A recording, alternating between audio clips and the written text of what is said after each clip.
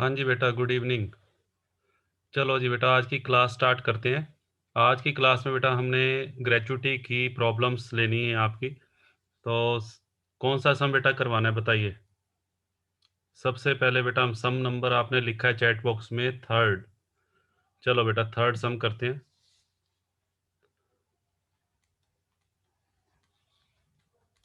हाँ जी बेटा, थर्ड सम की बेटा स्टेटमेंट ओपन कर लीजिए अपनी बुक में और उसको रीड करते हैं। देखो क्या कहता है। एक एम्प्लॉई है बेटा मिस्टर ए, जो किसी प्राइवेट कंपनी में जॉब करता है और उसकी रिटायरमेंट 30th नवंबर 2019 को बेटा उसकी रिटायरमेंट हुई है। ही वॉज वर्किंग सिंस 1 मार्च 1993। हाँ जी बेटा, वो कब से जॉब कर रहा है? 1 मार्च 1993 से। 8 लाख रुपए उसको ग्रेचुटी के मिले हैं। उसका बेटा पे स्केल दिया हुआ है। पे स्केल कौन सी डेट से दिया हुआ है? 1 मार्च 2008 से। इसके अलावा उसको डीए भी मिल रहा है। डीए कितने परसेंट है? 25% of basic salary. Calculate the exempted amount of gratuity. ये बेटा ध्यान से देखना है, एग्जम्प्टेड अमाउंट पूछा है या टैक्सेबल अमाउंट पूछा है। इस क्वेश्चन में ग्रेचुटी का एग्जम्प्टेड अमाउंट पूछा है। और दो सिचुएशन दे रखी है। If he falls under POGA act, अगर वो पेमेंट ऑफ ग्रेचुटी एक्ट के अंडर आता है, और अगर वो पेमेंट ऑफ ग्रेचुटी एक्ट के अंडर नहीं आता। ठीक है। लो बेटा, पहले मैं पूरे क्वेश्चन की स्टेटमेंट को थोड़ा सा ब्रीफली लिख लेता हूँ। हाँ जी बेटा, एक तो बेटा डेट ऑफ रिटायरमेंट हमें गिवन है। डेट ऑफ रिटायरमेंट क्या दी हुई है? हाँ जी बेटा, 30/11/19। हाँ जी बेटा, एक उसका पे स्केल दिया हुआ है। हाँ जी बेटा, पे स्केल लिख लेते हैं हम। पे स्केल है बेटा 20,000। इंक्रीमेंट, एनुअल इंक्रीमेंट है 400 का। और देन 32,000। हाँ जी बेटा, उसके बाद आपको दिया हुआ है 800 का इंक्रीमेंट। और फाइनल सैलरी उसकी देखिए 60,000। इसको बोलते हैं इनिशियल सैलरी। ये इनिशियल सैलरी है। ये बेटा इंक्रीमेंट, ये भी इंक्रीमेंट है। और ये फाइनल सैलरी। चलिए, और ये कौन सी डेट से एप्लीकेबल है? हाँ जी बेटा, उसकी डेट दे रखी है 1/3/2008 से। चलो जी। हाँ जी बेटा, इसके अलावा वो बेटा जॉब कब से कर रहा है? हाँ जी बेटा, जॉब वो कर रहा है सिंस मार्च 93। हाँ जी बेटा, इस कंपनी के अंदर वो मार्च 93 से बेटा जॉब कर रहा है और 2019 में रिटायर हुआ है। चलो जी। हाँ जी बेटा, और ग्रेचुटी का कितना अमाउंट रिसीव हुआ है? 8 लाख ग्रेचुटी रिसीव्ड। 8 लाख। और डीए बेटा दिया हुआ है। डीए कितने परसेंट है? 25% ऑफ बेसिक पे। लो जी। हाँ जी बेटा, हमें निकालना है एग्जम्प्टेड अमाउंट ऑफ ग्रेचुटी। तो स्टार्ट करते हैं। हाँ जी बेटा, यहाँ पे पहले मैं केस, इसमें दो केसेस बनाने हैं। Case A. हाँ जी बेटा, when the employ falls under या कवर्ड अंडर, फॉल्स अंडर लिख लो बेटा, या covered by payment of gratuity act 1972। हाँ जी बेटा, देखिए सबसे पहली बात, कोई भी एम्प्लॉय जो ग्रेचुटी एक्ट 1972 के अंडर आता है, तो उसका बेटा एग्जम्प्टेड अमाउंट निकालने का जो प्रोसीजर है पहले वो लिख लेते हैं। हाँ जी बेटा, क्या लिखवाया था? Least of the following amounts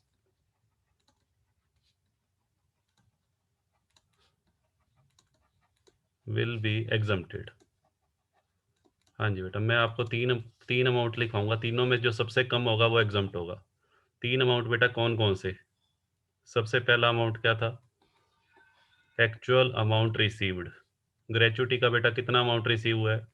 rupees 8 lakh. ठीक है जी। हाँ जी बेटा, सेकंड नंबर पे बेटा क्या आएगा? मैक्सिमम लिमिट या स्टैट्यूटरी लिमिट।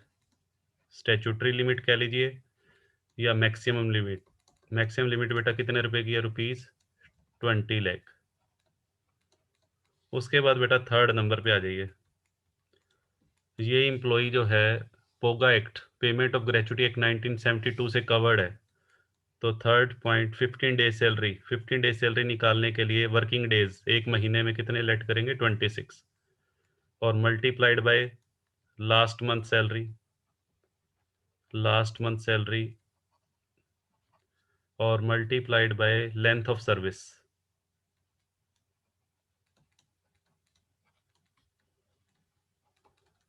हाँ जी बेटा।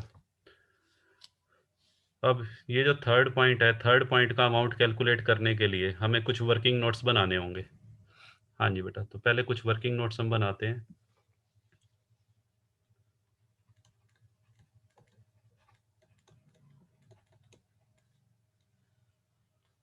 हाँ जी बेटा, देखिए सबसे पहले मैं एम्प्लॉई का जो पे स्केल है,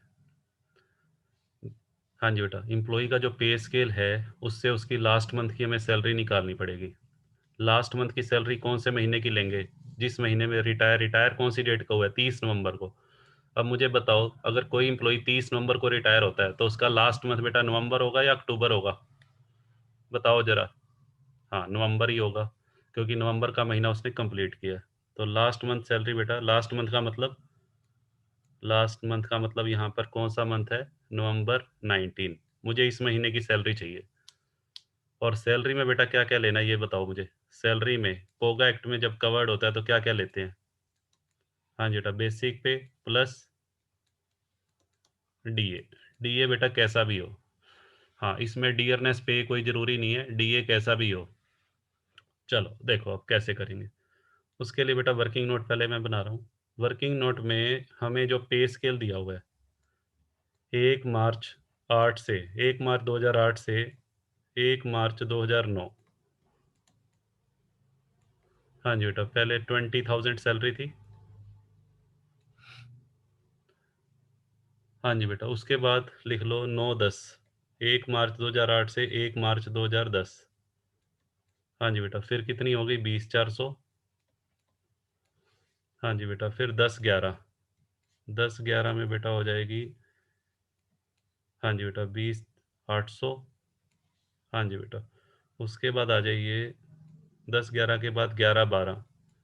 11-12 में बेटा 20,800 में से 400 ऐड करो तो कितनी बनेगी? हाँ जी बेटा, हेल्प करो जी मेरी, फटाफट से लिखते जाओ चैट बॉक्स में। 400 ऐड करके 11-12 के बाद 12-13। 12-13 में बेटा बनेगी 21,600। हाँ जी बेटा, उसके बाद 13-14। 13-14 में बेटा कितनी बनेगी?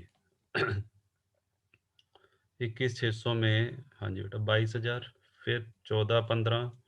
लो जी, पहले ईयर लिख लेते हैं बेटा सारे। 15, फिर 15-16। फिर बेटा लिख लेते हैं इधर 16-17। 17-18। 18-19। 19-20 और 20-21। चलो जी, यहाँ तक लिख देते हैं। यहाँ बेटा होगी 22,400। फिर बेटा 22,800। 22,800 में फिर ये बेटा बनेगी 23,200। 23,200 में फिर 400 ऐड करो, 23,600। हाँ जी बेटा, 23,600 के बाद 24,000। फिर बेटा 24,400 और लास्ट बेटा बनेगी बेटा 24,800। ये ध्यान रखना, ये 1 मार्च से है, 1 मार्च 20। यहाँ बेटा 1 मार्च 19 टू 1 मार्च। हाँ, चलो जी, अब बेटा ध्यान से सुनना। हमें चाहिए नवंबर 19 की सैलरी। तो पहले नवंबर 19 पे आ जाओ। नवंबर 19 देखो किस में लाई करेगा। मैंने इतने सारे स्लैब लिखे हैं, नवंबर 19 बेटा किस में लाई करेगा? नवंबर 19 बेटा इसमें आएगा, 24,400 वाले में। नवंबर 19 की सैलरी, हाँ जी बेटा, 24,400 में आएगी। हाँ जी बेटा, तो नवंबर के महीने की मुझे सैलरी लेनी है, देखो कैसे लेंगे। हाँ जी बेटा, 15/26। यहाँ मैं सैलरी निकाल रहा हूँ बेटा। सैलरी में मुझे दो चीज़ें लेनी है, एक बेसिक पे और एक बेटा डीए। तो सैलरी मैंने कौन से महीने की लेनी है? नवंबर की। नवंबर का महीना इसमें लाई करेगा, तो 24,400 एक ही महीने की सैलरी लेनी है, प्लस डीए। डीए बेटा कितने परसेंट है? देखो डीए कितने परसेंट है? 25%। तो 25% का मतलब होता है 1/4। 24,400 का 1/4 कर दो।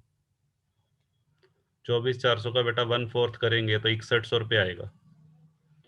24,400 में 6100 ऐड करेंगे तो बेटा ये हो गया 30,500। लो बेटा, लास्ट मंथ की सैलरी आ गई 30,500। हाँ जी बेटा, यहाँ पे लिख दो 30,500। हाँ जी बेटा, अब आ जाओ लेंथ ऑफ सर्विस। हाँ जी बेटा, अब चाहिए हमें length of service. Length of service बेटा कैसे निकलेगी? ये देखो कर्मचारी कब से जॉब कर रहा है? मार्च 93 से। हाँ जी बेटा, लेंथ ऑफ सर्विस कैसे निकाल लेंगे? ध्यान से सुनिए। उसका बेटा वर्किंग नोट बनाएंगे। हाँ जी बेटा, एक वर्किंग नोट हम और बना लेते हैं।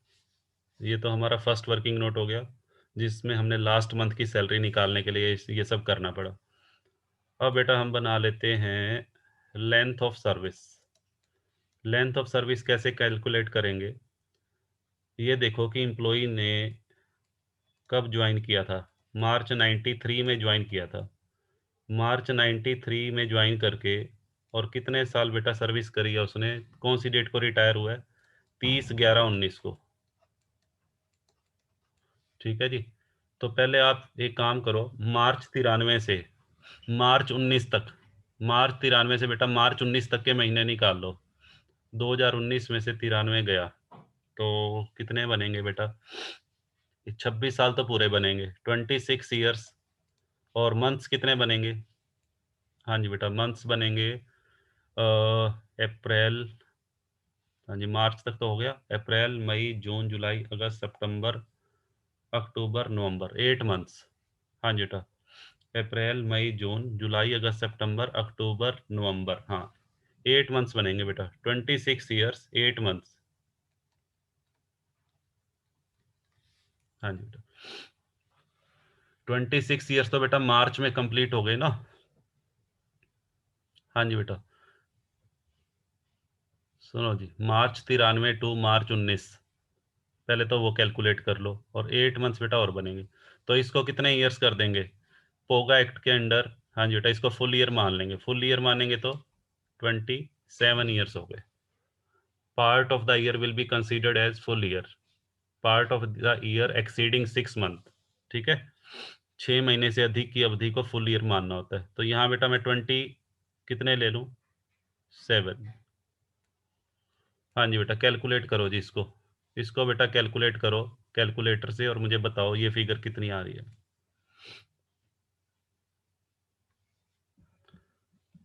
हाँ जी बेटा, फटाफट से बताइए। हाँ जी बेटा, 475096। हाँ जी बेटा, 475096, ये बेटा हमारा थर्ड फिगर आ गया। अब तीनों में विच एवरेज लेस देखो। तीनों में बेटा विच एवरेज लेस कौन सा अमाउंट है? हाँ जी बेटा, एक अमाउंट तो हमारा 8 लाख है, फर्स्ट सेकंड 20 लाख और थर्ड बेटा ये। तो तीनों में विच एवरेज लेस ये आ गया। इसको बेटा हाईलाइट कर दो। ये हमारा क्या कौन सा अमाउंट आ गया? Exempted amount. इस अमाउंट को बेटा क्या बोलते हैं? और यही हमें निकालना था। ये बेटा हमारा फाइनल आंसर है। बुक में 92 दिया हुआ है बेटा, वो ठीक कर लेना, 96 आएगा जी। ठीक है, चलो ये हमारा आंसर हो गया। बताओ बेटा, पहले इसमें बताओ किसी को कोई डाउट है तो। हाँ जी बेटा, यहाँ पे किसी को डाउट है तो पूछ सकता है, अदरवाइज मैं आगे चल रहा हूँ।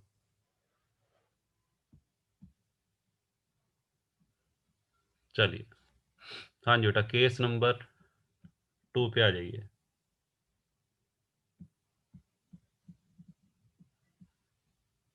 हाँ जी बेटा, केस बी। हाँ जी, केस बी में क्या कहता है? हाँ जी बेटा, if the employee is not covered,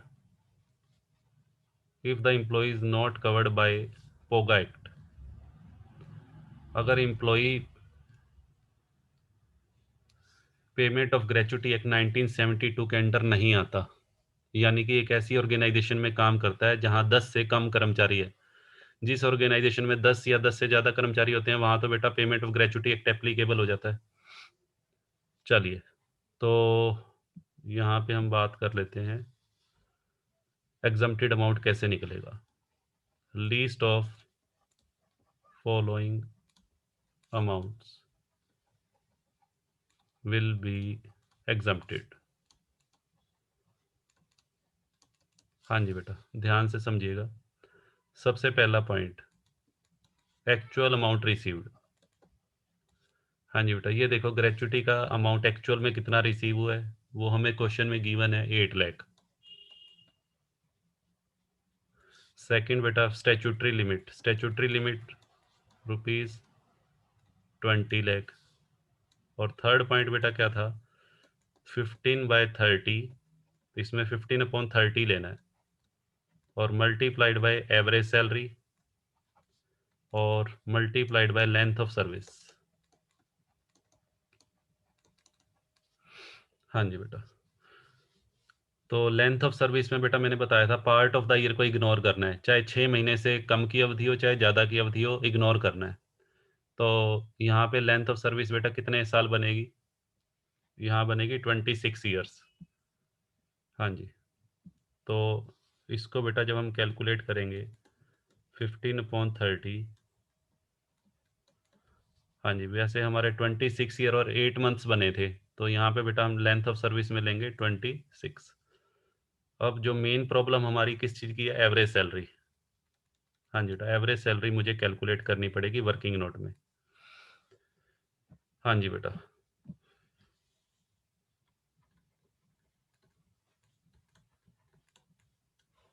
सबसे पहली बात तो मुझे बेटा ये बताओ, एवरेज सैलरी के लिए मैंने कितने मंथ्स की एवरेज सैलरी बताई थी आपको, मैंने जब ग्रेचुटी के प्रोविजंस लिखवाए थे तो कितने मंथ्स की एवरेज सैलरी।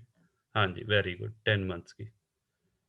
10 मंथ्स कौन से, रिटायरमेंट से तुरंत पहले के, रिटायरमेंट से बेटा तुरंत पहले के। कर्मचारी की रिटायरमेंट कौन सी डेट को हुई है, हाँ जी, रिटायरमेंट बेटा कौन सी डेट को हुई है, 30/11/19 को। 30/11/19 को हुई है, तो उससे पहले के 10 महीने बताओ कौन से बनेंगे। हाँ जी बेटा, 30/11/19 को अगर कर्मचारी रिटायर होता है तो उससे पहले के 10 महीने फरवरी टू नवंबर, हाँ जी बेटा, फरवरी टू नवंबर बनेंगे। ठीक है जी, तो मैं यहाँ लिख दूँ। हाँ जी बेटा, सैलरी जो मुझे लेनी है, एवरेज सैलरी जो मुझे कैलकुलेट करनी है कौन से महीनों की, फरवरी 19 टू नवंबर 19। ध्यान से सुनना बेटा, रिटायरमेंट से पहले के 10 महीने और उसी का एवरेज निकालना है। तो चलिए करते हैं शुरू। हाँ जी बेटा, कैसे निकालेंगे देखिए, एवरेज सैलरी। हाँ जी बेटा, एक तो मैंने लेनी है बेसिक पे, कितने मंथ्स की, 10 मंथ्स की। हाँ जी बेटा, एक मुझे लेना है डियरनेस पे भी 10 मंथ्स का। और एक बेटा मैंने लेना है कमीशन ऑन सेल और डिवाइडेड बाय 10। ठीक है जी, और बाय चांस इस क्वेश्चन में डियरनेस पे भी नहीं है और कमीशन ऑन सेल भी नहीं है, तो ये वाली दोनों फिगर तो बेटा जीरो हो गई। डियरनेस पे भी जीरो, कमीशन ऑन सेल भी जीरो। ठीक है जी, कमीशन ऑन सेल भी बेटा जीरो। अब रह क्या गया, बेसिक पे। बेसिक पे मैंने लेनी है फरवरी 19 टू नवंबर 19 की। इसके लिए मुझे जो पीछे स्लैब बनाए थे, फरवरी 19 से नवंबर 19 की सैलरी देनी, तो उसके लिए स्लैब में देखो बेटा, फरवरी 19 का महीना इसमें आएगा। ध्यान से देखो, फरवरी 19 का महीना बेटा किस में आएगा, फरवरी 19 का महीना तो इसमें आ रहा है। ये ध्यान रखना, ये 1/3 देखो, स्टार्टिंग में देखो 1/3/8 से 1/3/9, ऐसे ही बाकी चल रहे हैं, 1/3/9 से 1/3/10।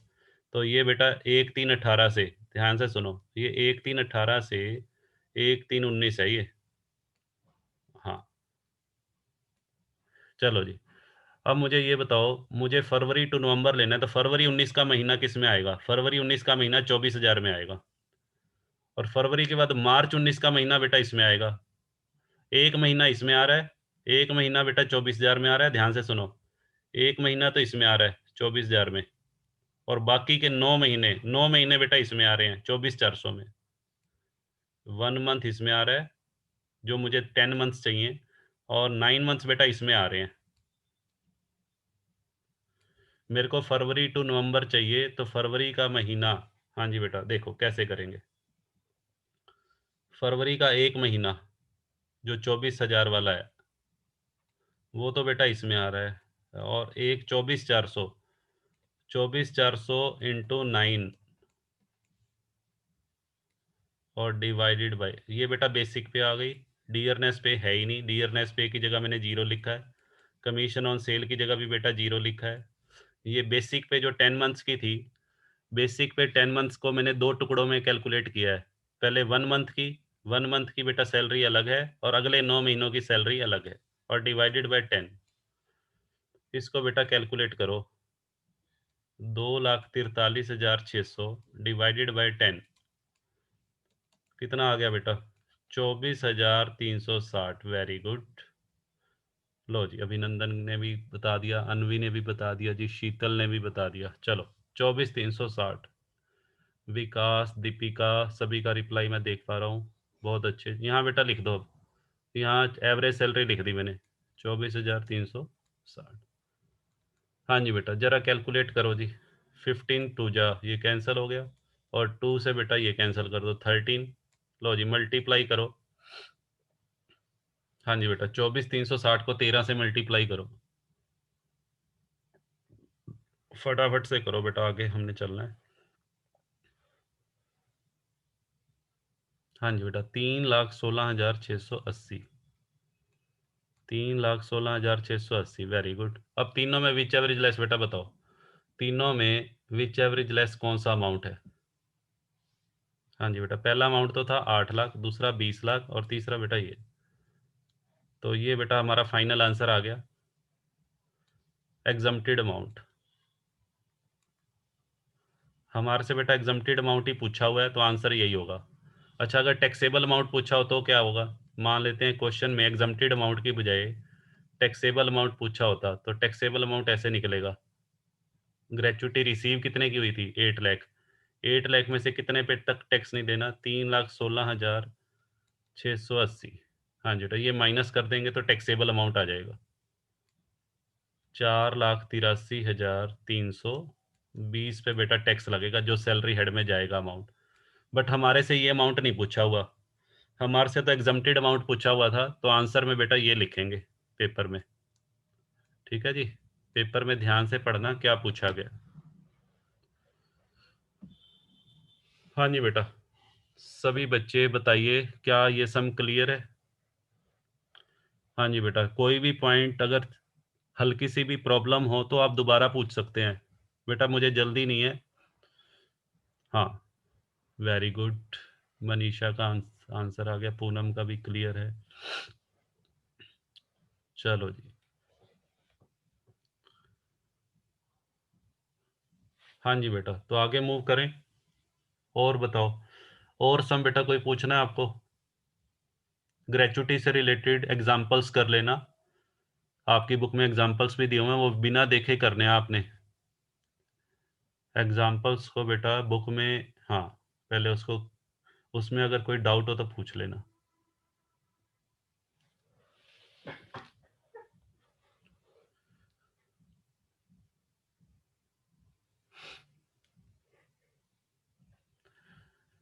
पूनम कह रही है 5 क्वेश्चंस हैं ग्रेचुटी के। हाँ जी बेटा, पांचों के पांचों बेटा करने हैं ग्रेचुटी के, जो 5 सम है। चलिए, अच्छा बेटा, ग्रेचुटी से रिलेटेड कुछ 2-3 बातें मुझे आपको और बतानी है। ग्रेचुटी से रिलेटेड 2-3 बातें और बता रहा हूँ मैं, उसको ध्यान से सुन लीजिएगा। वो लास्ट क्लास में वो बातें रह गई थी, तो उनको और कवर कर लेते हैं हम।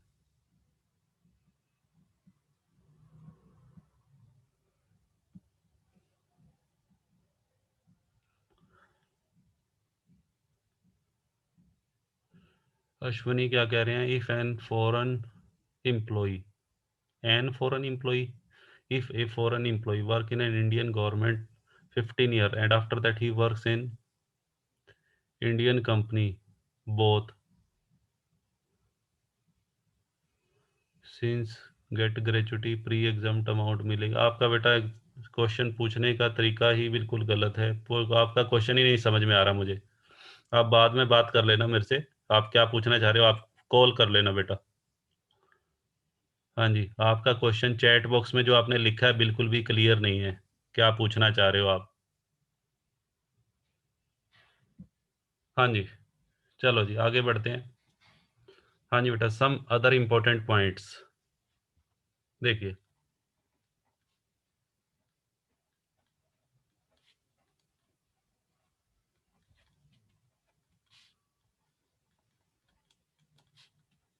Relating to gratuity.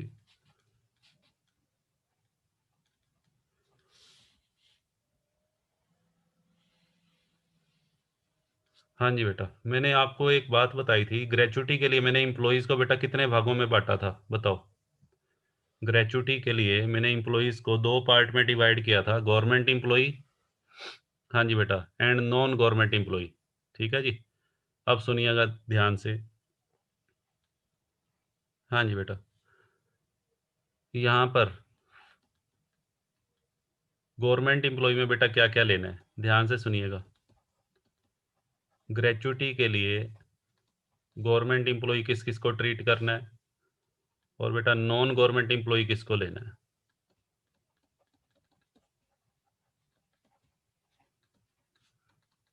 हाँ जी बेटा, गवर्नमेंट इम्प्लॉई में बेटा कौन से इम्प्लॉई आएंगे, ध्यान से सुनिए। एक तो सेंट्रल गवर्नमेंट के इम्प्लॉई, हाँ जी बेटा सेंट्रल गवर्नमेंट। एक बेटा स्टेट गवर्नमेंट के इम्प्लॉई, और एक बेटा लोकल अथॉरिटी। लोकल अथॉरिटी जैसे म्युनिसिपल कॉरपोरेशन हो गया, या डिस्ट्रिक्ट लेवल के जो इंस्टीट्यूशंस हैं।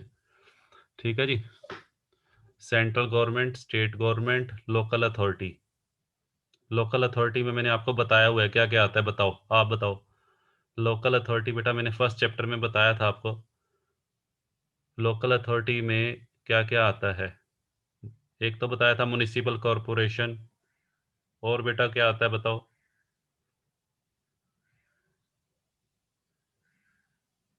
हाँ जी, जल्दी बताइए। एक बेटा वो बताया था कैंटोनमेंट बोर्ड, कैंटोनमेंट बोर्ड के एम्प्लॉइज। एक पंचायत, हाँ panchayat, cantonment board, municipal corporation, ये बेटा इसके अंदर आते हैं। ठीक है,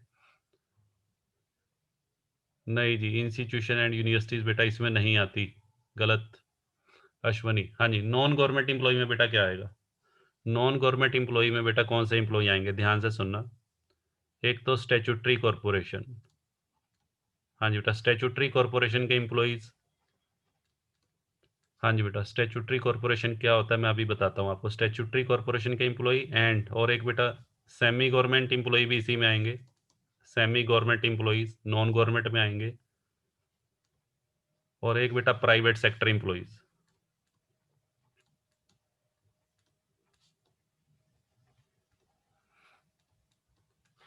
हाँ जी बेटा, ये जो मैं बता रहा हूँ ये ग्रेचुटी के पर्पज़ के लिए बता रहा हूँ, हर एक पर्पज़ के लिए गवर्नमेंट और नॉन गवर्नमेंट एम्प्लॉई का जो मीनिंग है वो अलग अलग होगा।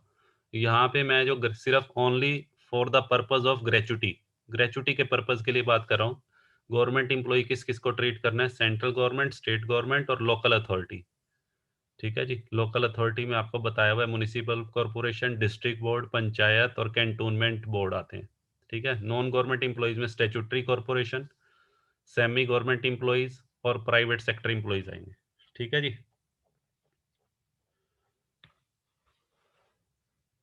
हाँ जी बेटा अब सुनो जी। स्टैट्यूटरी कॉरपोरेशन बेटा कौन से होते हैं, सुनिएगा ध्यान से। हाँ जी बेटा, स्टैट्यूटरी कॉरपोरेशन किसको बोलते हैं, स्टैट्यूटरी कॉरपोरेशन बेटा वो होते हैं, हाँ जी बेटा, दोज ऑर्गेनाइजेशंस, हाँ जी बेटा those organisations which are established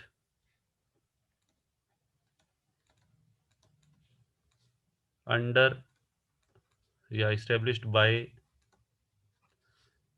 some special act of parliament। हाँ जी बेटा, स्पेशल एक्ट ऑफ पार्लियामेंट, ऐसा कोई भी ऑर्गेनाइजेशन जो पार्लियामेंट के किसी एक्ट के अंतर्गत बना हो। ठीक है, या ये भी कह देते हैं बाय सम स्टेट और सेंट्रल लेजिस्लेचर। ठीक है जी।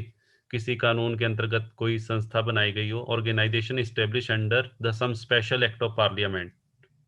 अब ऐसे कौन-कौन से ऑर्गेनाइजेशंस हैं, और ख़ास बात ये होती है इनकी, ये जो इनकी जो फाइनेंसिंग होती है स्टैट्यूटरी कॉर्पोरेशन की, वो बाय गवर्नमेंट होती है, फाइनेंस्ड बाय गवर्नमेंट। हाँ जी बेटा, इनकी जो फाइनेंसिंग होती है वो गवर्नमेंट करती है। हमारे इंडिया के अंदर स्टैट्यूटरी कॉर्पोरेशन की लिस्ट में कौन-कौन से आते हैं? हाँ जी बेटा, जैसे फॉर एग्ज़ाम्पल आरबीआई है बेटा, रिज़र्व बैंक ऑफ इंडिया, ये स्टैट्यूटरी कॉर्पोरेशन है। एसबीआई है, स्टेट बैंक ऑफ इंडिया, ये भी स्टैट्यूटरी कॉर्पोरेशन है। हाँ जी बेटा, और सुनिए, एलआईसी है, life insurance corporation of India, ये भी बेटा स्टैट्यूटरी कॉर्पोरेशन में आता है। एक बेटा जैसे है ONGC, oil and natural gas corporation, ये भी बेटा इसमें है। एयर इंडिया, एयर इंडिया भी बेटा कैसा कॉर्पोरेशन है? स्टैट्यूटरी कॉर्पोरेशन है। ठीक है जी। इसके अलावा बेटा बीएसएनएल है, भारत संचार निगम लिमिटेड, एमटीएनएल है, महानगर टेलीफोन निगम लिमिटेड। बहुत सारे ऐसे ऑर्गेनाइजेशन हैं, ये मैंने कुछ एक एग्जांपल्स बताए हैं। ठीक है जी। इनको पब्लिक एंटरप्राइजेज भी बोल देते हैं।